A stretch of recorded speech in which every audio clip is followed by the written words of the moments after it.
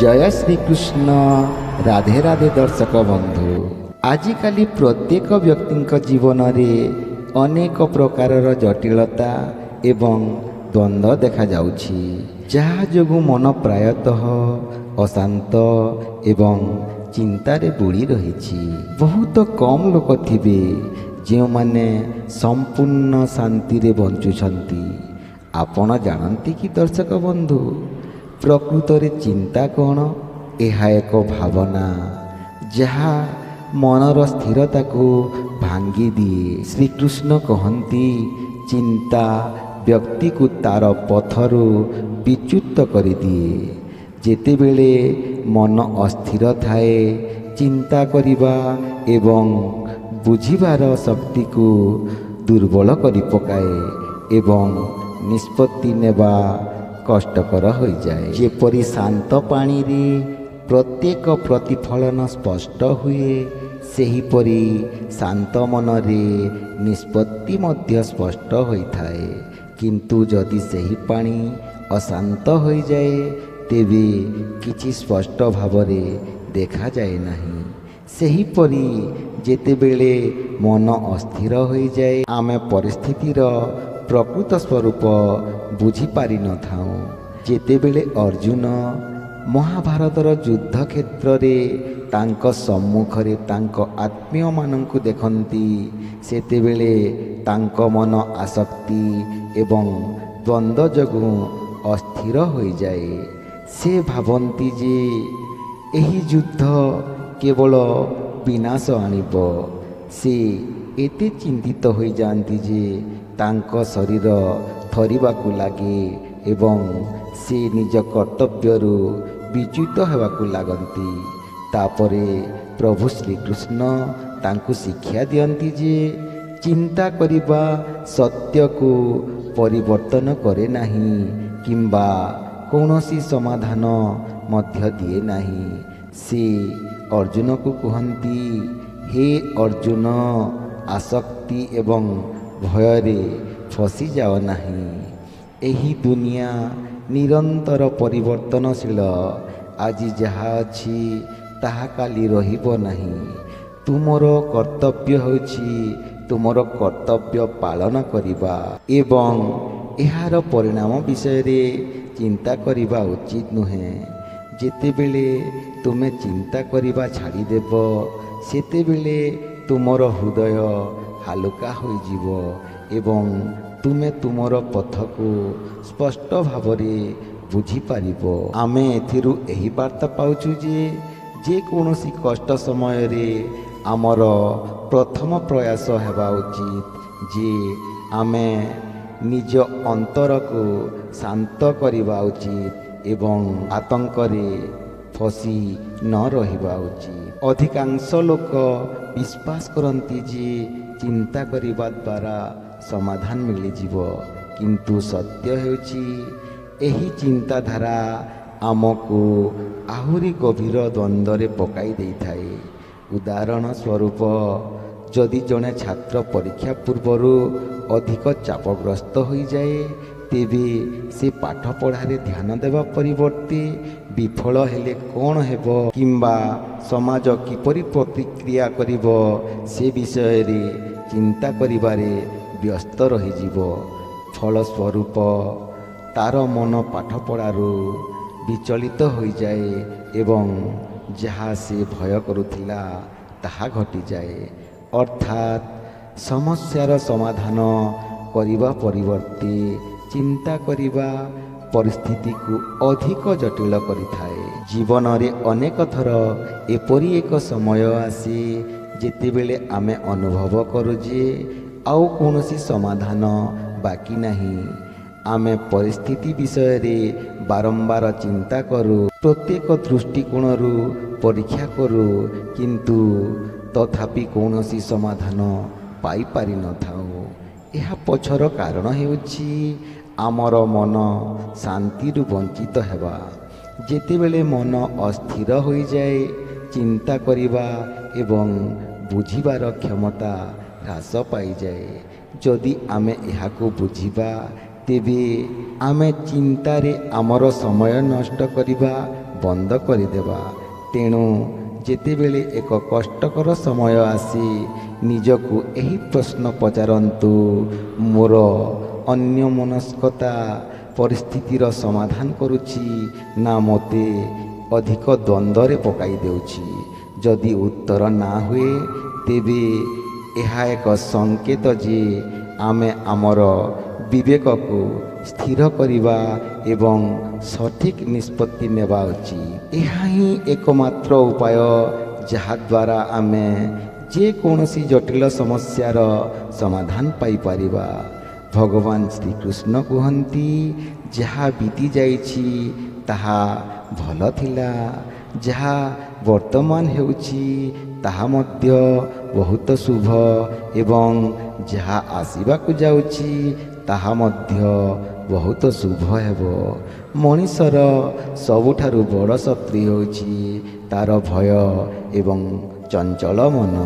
ପ୍ରତିଦିନ ଆମେ ଭାବିଥାଉ ଯେ ଆଗକୁ କ'ଣ ହେବ, ଆମର ଉଦ୍ଦେଶ୍ୟ ପୂରଣ ହେବ କି, ଆମେ କ'ଣ ସଫଳତା ପାଇପାରିବା, ଆମର ପ୍ରିୟଜନମାନେ କ'ଣ ସବୁବେଳେ ଆମ ସହିତ ରହିବେ, କିଛି ବିପର୍ଯ୍ୟୟ ଆସୁଛି କି?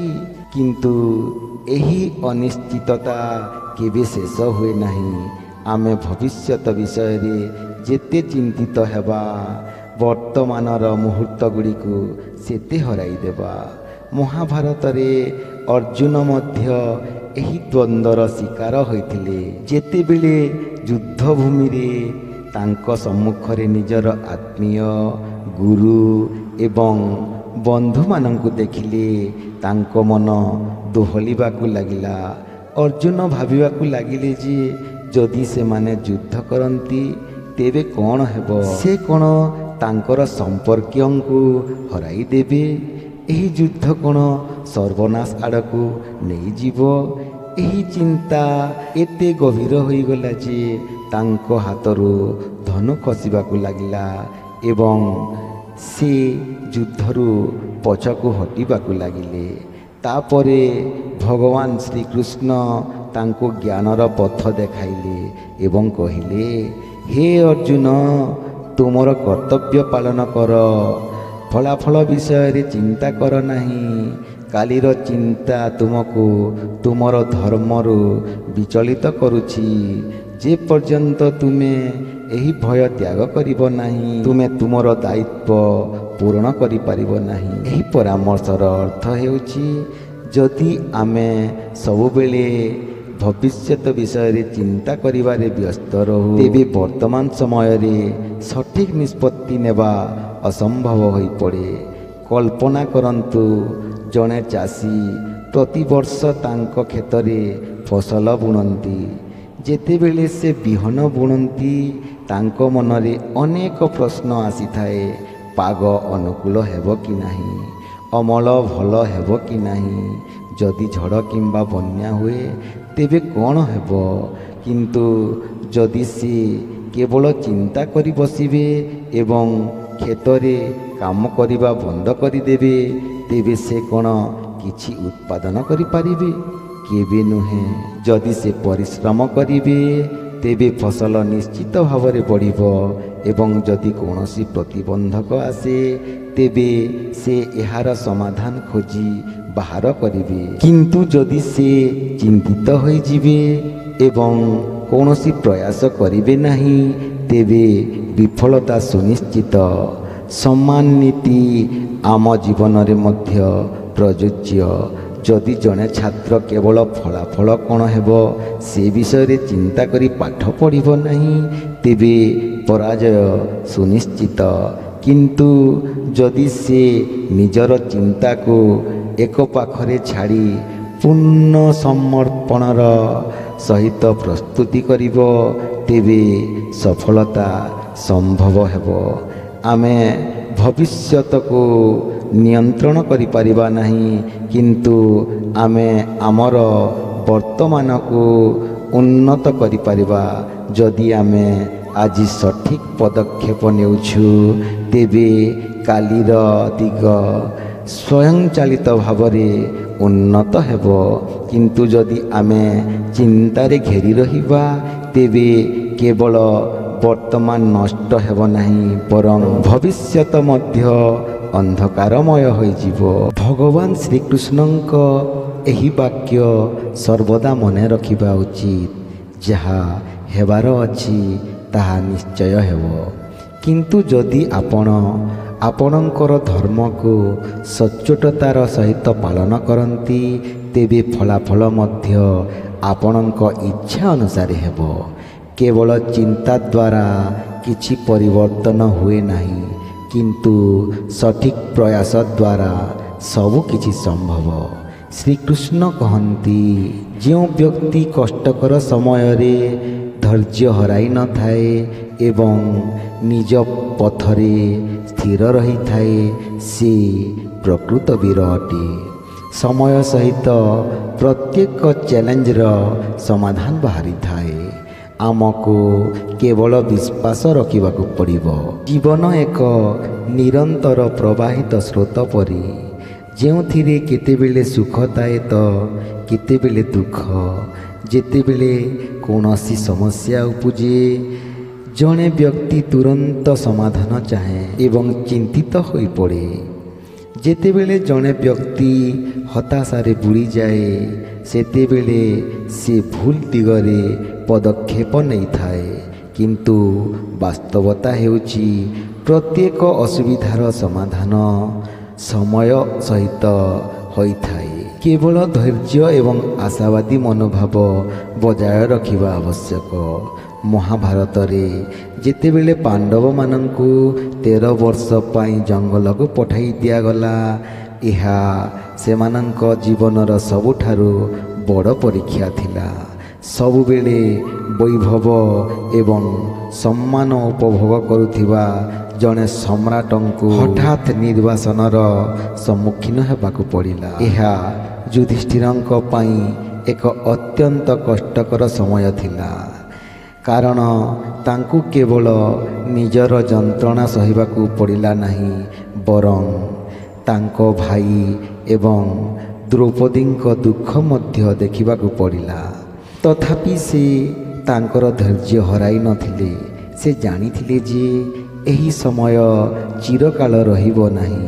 ହତାଶାରେ ସମୟ ନଷ୍ଟ କରିବା ପରିବର୍ତ୍ତେ ସେ ଠିକ୍ କାମ କରିଚାଲିଲେ, ଅଭିଜ୍ଞତା ହାସଲ କଲେ ଏବଂ ଶେଷରେ ସମୟ ବଦଳିଗଲା, ପରିସ୍ଥିତି ବଦଳିଗଲା ଏବଂ ସତ୍ୟର ବିଜୟ ହେଲା।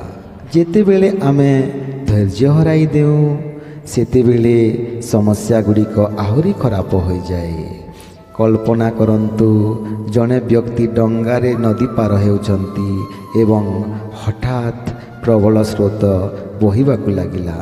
ଯଦି ସେ ଭୟଭୀତ ହୋଇ ଡଙ୍ଗା ଛାଡ଼ି ଦିଅନ୍ତି, ତେବେ ସେ ନିଶ୍ଚିତ ଭାବରେ ଭାସିଯିବେ।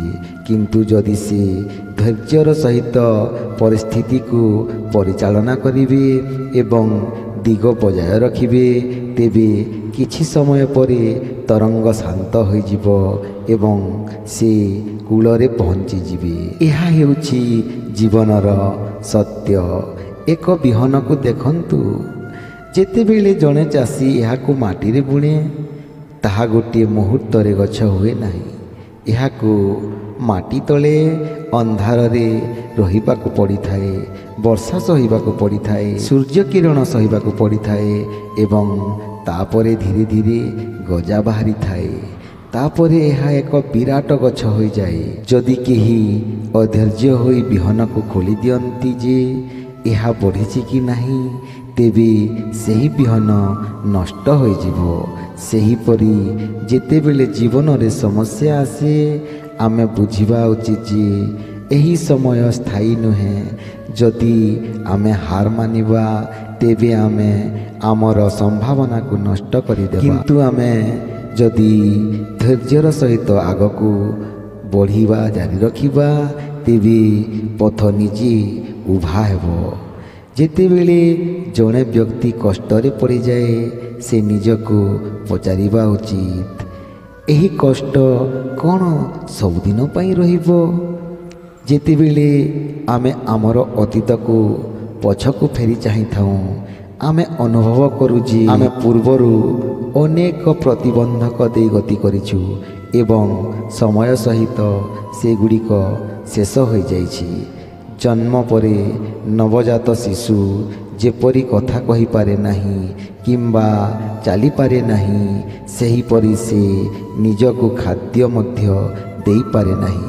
କିନ୍ତୁ ପିତାମାତା ଅପେକ୍ଷା କରନ୍ତି, ସମର୍ଥନ ଯୋଗାଇଥାନ୍ତି ଏବଂ ସମୟ ସହିତ ସେହି ପିଲାଟି ସ୍ୱାବଲମ୍ବୀ ହୋଇଯାଏ। ଆଜି ଯାହା କଷ୍ଟକର ମନେ ହେଉଛି, ତାହା ଆଗାମୀ ଦିନରେ ସହଜ ମନେ ହେବ ଏବଂ କିଛି ସମୟ ପରେ ଆମେ ମନେ ନ ରଖିପାରୁ ଯେ ଏପରି କୌଣସି ସମସ୍ୟା ଥିଲା। ତେଣୁ ଯେତେବେଳେ ଜୀବନରେ କଷ୍ଟକର ସମୟ ଆସେ, ଚିନ୍ତିତ ହେବା ପରିବର୍ତ୍ତେ ଜାଣିବା ଉଚିତ ଯେ ସମୟ ପ୍ରତ୍ୟେକ ଯନ୍ତ୍ରଣାକୁ ଭଲ କରେ ଏବଂ ପ୍ରତ୍ୟେକ ସମସ୍ୟାର ସମାଧାନ ଖୋଜେ। ଆମକୁ କେବଳ ଆମର ଚିନ୍ତାଧାରାକୁ ଆଶାବାଦୀ ରଖିବାକୁ ପଡ଼ିବ ଏବଂ ଧୈର୍ଯ୍ୟର ସହିତ ଆଗକୁ ବଢ଼ିବାକୁ ପଡ଼ିବ। ସେହି ଭଗବାନ ଶ୍ରୀକୃଷ୍ଣ କୁହନ୍ତି ଯେ ଚିନ୍ତା ଏକ ଅଗ୍ନି ପରି ଯାହା ମଣିଷକୁ ଭିତରୁ ଜାଳିଦିଏ। ଯେଉଁ ବ୍ୟକ୍ତି ସବୁବେଳେ ଚିନ୍ତାରେ ହଜିଯାଏ, ସେ ନିଜେ ନିଜର ଖୁସି, ସନ୍ତୁଳନ ଏବଂ ସ୍ୱାସ୍ଥ୍ୟକୁ ନଷ୍ଟ କରିଦିଏ। ଚିନ୍ତାରୁ ଦୂରରେ ରହିବା ହେଉଛି ପ୍ରକୃତ ଖୁସିର ଚାବିକାଠି। ଏହା ଏକ ଧୀର ଜ୍ୱାଳା ଯାହା ଧୀରେ ଧୀରେ ଶରୀର ଏବଂ ମନକୁ ପୋଡ଼ି ଦେଇଥାଏ। ଯେତେବେଳେ ଜଣେ ବ୍ୟକ୍ତି କୌଣସି ବିଷୟରେ ଅତ୍ୟଧିକ ଚିନ୍ତା କରେ, ତାର ସମ୍ପୂର୍ଣ୍ଣ ଧ୍ୟାନ ସେଠାରେ ଅଟକିଯାଏ। ତା ମନରେ ବାରମ୍ବାର ସେହି ଚିନ୍ତାଧାରା ଘୂରି ବୁଲେ ଏବଂ ତାର ମାନସିକ ସନ୍ତୁଳନ ଖରାପ ହେବାକୁ ଲାଗେ। ତାପରେ ଧୀରେ ଧୀରେ ଏହି ଚାପ ବଢ଼ିଯାଏ, ଯାହାଦ୍ୱାରା ତାର ନିଦ ଭାଙ୍ଗିଯାଏ, ମନ ଅସ୍ଥିର ହୋଇଯାଏ ଏବଂ ଶରୀର ମଧ୍ୟ କ୍ଳାନ୍ତ ହେବାକୁ ଲାଗେ। ଆପଣ ନିଶ୍ଚୟ ଲକ୍ଷ୍ୟ କରିଥିବେ ଯେ ଯେଉଁ ବ୍ୟକ୍ତି ଅଧିକ ଚିନ୍ତା କରେ, ତାର ଶକ୍ତି ହ୍ରାସ ପାଏ, ସେ ଦୁର୍ବଳ ଅନୁଭବ କରନ୍ତି, ଭୋକ ହରାନ୍ତି ଏବଂ କେତେକ ସମୟରେ ମୁଣ୍ଡ, ପେଟ ଏବଂ ହୃଦୟ ସମ୍ବନ୍ଧୀୟ ସମସ୍ୟା ମଧ୍ୟ ଉପୁଜେ। ଚିନ୍ତା କେବଳ ମାନସିକ ପ୍ରଭାବ ପକାଇଥାଏ ତାହା ନୁହେଁ, ଏହାର ଶାରୀରିକ ପ୍ରଭାବ ମଧ୍ୟ ପଡ଼ିଥାଏ। ଏହା ସମସ୍ୟାର ସମାଧାନ କରେ ନାହିଁ, ବରଂ ଏହା ନୂତନ ସମସ୍ୟା ସୃଷ୍ଟି କରିଥାଏ। ଉଦାହରଣ ସ୍ୱରୂପ, ଜଣେ ଛାତ୍ର ପରୀକ୍ଷା ପାଇଁ ଅତ୍ୟଧିକ ନର୍ଭସ୍ ହୋଇଯାଏ, ତେବେ ସେ ପାଠପଢ଼ାରେ ଧ୍ୟାନ ଦେଇପାରିବ ନାହିଁ, ଭୁଲ କରିବ ଏବଂ ତା ପ୍ରଦର୍ଶନ ବହୁତ ଖରାପ ହୋଇଯିବ। ସେହିପରି ଯଦି ଜଣେ ବ୍ୟକ୍ତି ଟଙ୍କାର ଅଭାବକୁ ନେଇ ଅତ୍ୟଧିକ ଚିନ୍ତିତ, ତେବେ ସେ କୌଣସି ନିଷ୍ପତ୍ତି ନେଇପାରିବ ନାହିଁ ଏବଂ ତାର ସମସ୍ୟା ଆହୁରି ବଢ଼ିପାରେ। କଳ୍ପନା କରନ୍ତୁ, ଜଣେ ବ୍ୟକ୍ତି ଏକ ଭାରୀ ପଥର ଧରି ଠିଆ ହୋଇଛନ୍ତି। ଯଦି ସେ ଏହାକୁ କିଛି ସମୟ ପାଇଁ ଧରି ରଖନ୍ତି, ତେବେ କିଛି ଅସୁବିଧା ହେବ ନାହିଁ। କିନ୍ତୁ ଯଦି ଜଣେ ବ୍ୟକ୍ତି ସାରା ଦିନ ସେହି ସମାନ ଭାର ବହନ କରି ଚାଲିବ, ତେବେ ତାଙ୍କ ଶରୀର କ୍ଳାନ୍ତ ହୋଇଯିବ ଏବଂ ସେ ହାର ମାନିଯିବେ। ସେହିପରି ଚିନ୍ତା ମଧ୍ୟ ଏକ ମାନସିକ ବୋଝ। ଯଦି ଆମେ କିଛି ସମୟ ପାଇଁ କୌଣସି କଷ୍ଟ ଉପରେ ଧ୍ୟାନ ଦେବା, ତେବେ ଏହା ସ୍ୱାଭାବିକ। କିନ୍ତୁ ଯଦି ଆମେ ଏହା ବିଷୟରେ ନିରନ୍ତର ଚିନ୍ତା କରୁ, ତେବେ ଏହା ଆମର ମାନସିକ ସନ୍ତୁଳନ ଏବଂ ଶାରୀରିକ ସ୍ୱାସ୍ଥ୍ୟକୁ ପ୍ରଭାବିତ କରିପାରେ। ତେଣୁ ଯେତେବେଳେ ମନରେ ଚିନ୍ତା ଆସେ, ଆମେ ନିଜକୁ ପଚାରିବା ଉଚିତ ଯେ ଏହି ଚିନ୍ତାଧାରା ପ୍ରକୃତରେ ଉପଯୋଗୀ କି? ଏହି ଚିନ୍ତାଧାରା କ'ଣ କୌଣସି ସମାଧାନ ଆଡ଼କୁ ନେଇଯାଉଛି କି? ଯଦି ଏହାର ଉତ୍ତର ନକାରାତ୍ମକ ହୁଏ, ତେବେ ଏହାକୁ ପରିତ୍ୟାଗ କରିବା ବୁଦ୍ଧିମାନର କାର୍ଯ୍ୟ ହେବ। ଆମକୁ ଆମ ଶରୀର ଏବଂ ମନର ଯତ୍ନ ନେବା ଉଚିତ, କାରଣ କେବଳ ଏକ ସୁସ୍ଥ ଶରୀର ଏବଂ ଶାନ୍ତ ମନ ସହିତ ଆମେ ଜୀବନରେ ଆଗକୁ ବଢ଼ିପାରିବା। ପ୍ରକୃତ ବୋଝ ହେଉଛି ଆମେ ଆମର ଭିତରର ଚିନ୍ତାଧାରାରେ କ'ଣ ବହନ କରୁ। ଯଦି ମନ ଶାନ୍ତ ଥାଏ ତେବେ ବଡ଼ ସମସ୍ୟା ମଧ୍ୟ ହାଲୁକା ମନେ ହୁଏ, କିନ୍ତୁ ଯଦି ମନ ଭାରି ଥାଏ ତେବେ ଛୋଟ ଛୋଟ କଥା ମଧ୍ୟ ଯନ୍ତ୍ରଣାଦାୟକ ହୋଇଯାଏ। ତେଣୁ ଆପଣଙ୍କ ମନରେ ଅନାବଶ୍ୟକ ଜିନିଷକୁ ସ୍ଥାନ ଦିଅନ୍ତୁ ନାହିଁ। ପ୍ରତ୍ୟେକ ସମସ୍ୟାର ଦୁଇଟି ଦିଗ ଥାଏ, ଗୋଟିଏ ଯାହା ଆମକୁ ଭୟଭୀତ କରେ ଏବଂ ଅନ୍ୟଟି ଯାହା ଆମକୁ ଶିକ୍ଷା ଦେଇଥାଏ। ଯିଏ ଭୟକୁ ଆଲିଙ୍ଗନ କରେ ସେ ସବୁବେଳେ ଅସ୍ଥିର ଥାଏ, କିନ୍ତୁ ଯିଏ ଶିଖେ ସେ ହିଁ ଜୀବନର ଗଭୀରତା ବୁଝିପାରିଥାଏ। ଯାହା ଚାଲିଯାଇଛି ତାହା କେବଳ ଏକ ସ୍ମୃତି, ଯାହା ଆସିବାକୁ ଅଛି ତାହା ଅନିଶ୍ଚିତ, କିନ୍ତୁ ବର୍ତ୍ତମାନ ଯାହା ଅଛି ତାହା ପ୍ରକୃତ ସମୟ। ଯଦି ଆମେ ଏହି ମୁହୂର୍ତ୍ତକୁ ସମ୍ପୂର୍ଣ୍ଣ ନିଷ୍ଠାର ସହିତ ବଞ୍ଚିବା ତେବେ ଜୀବନରେ ସନ୍ତୁଳନ ରହିବ। ଅନେକ ସମୟରେ ଆମେ ଏପରି ଜିନିଷରେ ଫସିଯାଉ ଯାହାର ଆମ ଅସ୍ତିତ୍ୱ ସହିତ କୌଣସି ଗଭୀର ସମ୍ପର୍କ ନାହିଁ। କିଛି ସମୟ ପରେ ଯେତେବେଳେ ଆମେ ପଛକୁ ଫେରି ଚାହିଁଥାଉ ଆମେ ଅନୁଭବ କରୁ ଯେ ଆମେ କେତେ ଶକ୍ତି ନଷ୍ଟ କରିଛୁ। ସେଥିପାଇଁ ଆମକୁ ଗୁରୁତ୍ୱପୂର୍ଣ୍ଣ ବିଷୟଗୁଡ଼ିକ ଉପରେ ଧ୍ୟାନ ଦେବା ଉଚିତ। ଜଣେ ବ୍ୟକ୍ତି ସର୍ବଦା ନିଜ ଚିନ୍ତାଧାରା ଦ୍ୱାରା ଘେରି ରହିଥାଏ ଏବଂ ଏହି ଚିନ୍ତାଧାରା ତାକୁ ଖୁସି କିମ୍ବା ଦୁଃଖୀ କରିଥାଏ। ଯଦି ଆମେ ଆମର ଚିନ୍ତାଧାରାକୁ ସକାରାତ୍ମକ ମୋଡ଼ ଦେଇପାରିବା ତେବେ ପ୍ରତ୍ୟେକ ପରିସ୍ଥିତି ଏକ ସମ୍ଭାବନାରେ ପରିଣତ ହୋଇପାରିବ। ପ୍ରତ୍ୟେକ ନୂଆ ଦିନ ଏକ ନୂତନ ଆରମ୍ଭ, ଏକ ନୂତନ ପ୍ରେରଣା ଦେଇଥାଏ। ଅତୀତକୁ ପୁନରାବୃତ୍ତି କରିବା ପରିବର୍ତ୍ତେ ସତ୍ୟ ଏବଂ ଉତ୍ସାହର ସହିତ ବର୍ତ୍ତମାନକୁ ବଞ୍ଚିବାକୁ ଚେଷ୍ଟା କରିବା ଉଚିତ।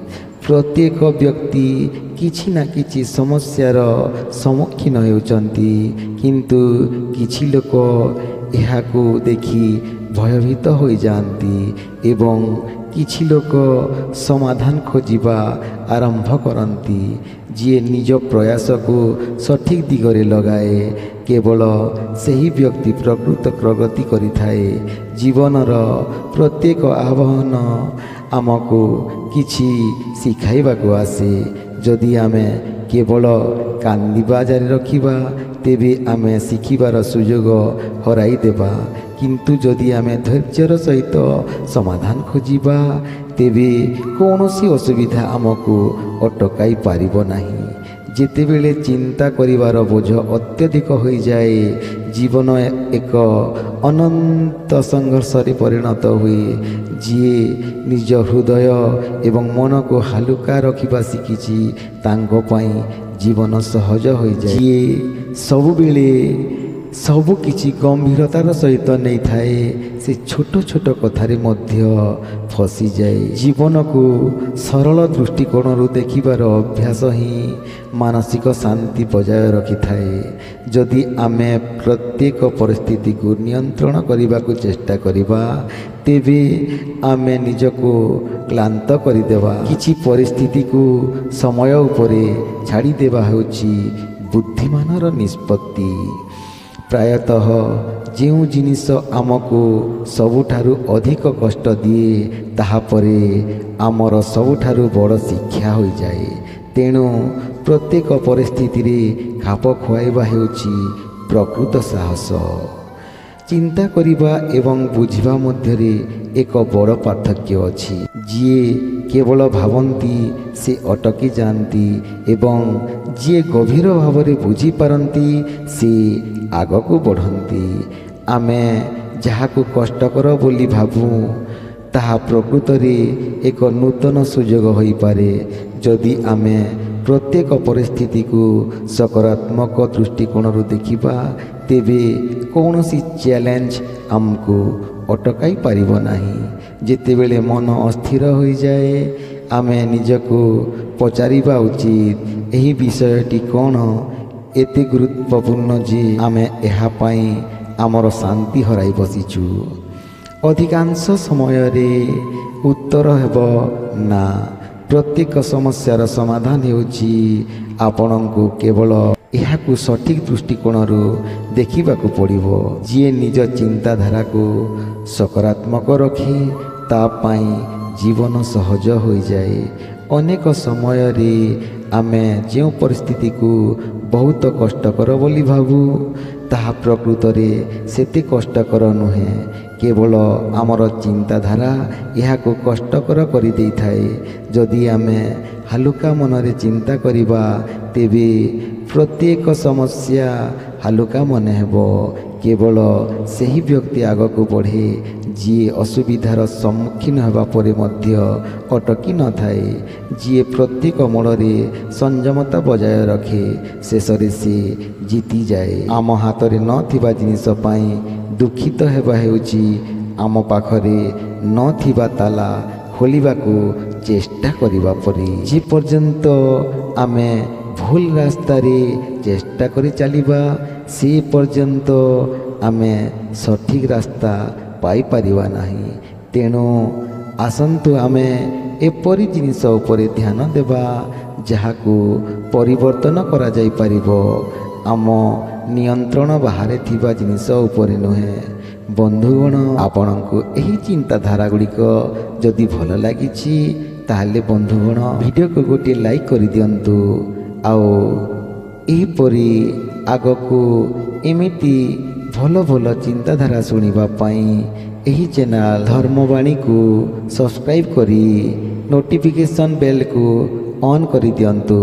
ତାହେଲେ ଆପଣ ଏହି ଚ୍ୟାନେଲର ନୂଆ ନୂଆ ଭିଡ଼ିଓ ସର୍ବପ୍ରଥମେ ଦେଖିପାରିବେ। ଏବଂ ବନ୍ଧୁଗଣ, ଏହି ଭିଡ଼ିଓକୁ ଆପଣଙ୍କ ବନ୍ଧୁମାନଙ୍କୁ ସେୟାର କରନ୍ତୁ। ସେମାନେ ମଧ୍ୟ ଏହାକୁ ଶୁଣିପାରିବେ, ଜାଣିପାରିବେ। ରହୁଛି ଦର୍ଶକ ବନ୍ଧୁ, କମେଣ୍ଟରେ ଲେଖନ୍ତୁ ଜୟ ଶ୍ରୀକୃଷ୍ଣ, ରାଧେ ରାଧେ, ରାଧେ ରାଧେ, ରାଧେ ରାଧେ, ରାଧେ ରାଧେ।